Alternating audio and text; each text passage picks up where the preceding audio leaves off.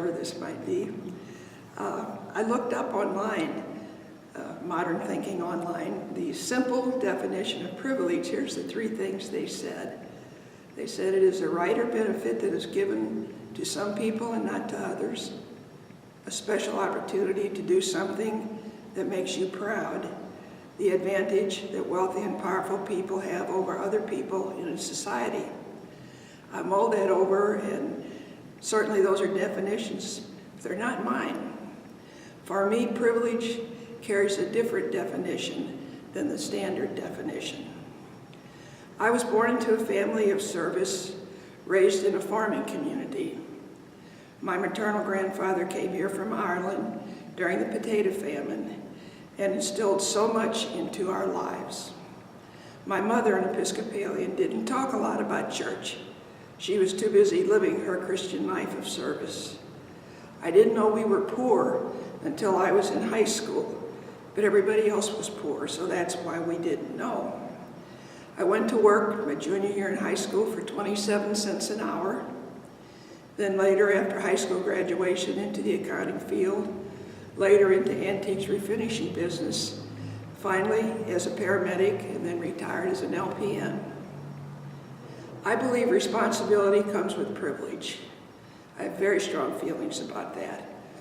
We voted the privilege of the community college system many years ago, thus my very privileged paramedic education.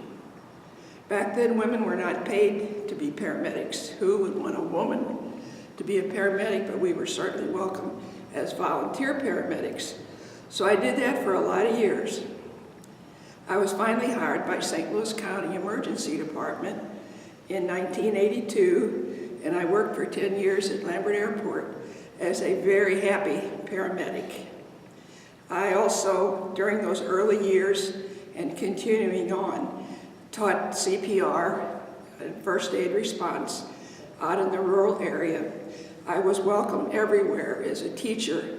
Here again, volunteer, we taught in the high schools, but my most wonderful experience was teaching in small black community churches. Our separate but equal one-room elementary schools were fine in the country, but they did not continue into high school. If any of my black neighbors finished elementary school, they could only go to high school if they went 40 miles into Kirkwood. But there was no transportation available, so that meant the military for some of them if they wanted to better themselves. In 1988, I lost my home, my family, and my business. After years in court, I was granted a portion of the property that would have been my inheritance. On that property, there's a 3-acre fishing lake and acreage. I decided, since I was granted the privilege of that portion of my inheritance, that I would share it. I felt responsibility, here again, responsibility with heritage. So I sent 10 neighborhood kids for swimming lessons before I would take them out to the lake and the farm. Some of them still go out there, and several of them are soon going to take over that property because myself, with the last 3 years of health issues, I'm not able to take care of it anymore, so it's time to let go and let God. My history with the cathedral goes back about 40 years. I helped start the homeless program in 1983 with Michael and Priscilla Allen. When I lost my home and property in 1988, I thought I would have to move into this shelter.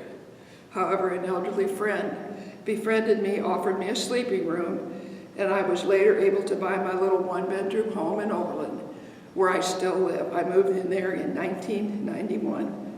I had wonderful neighbors.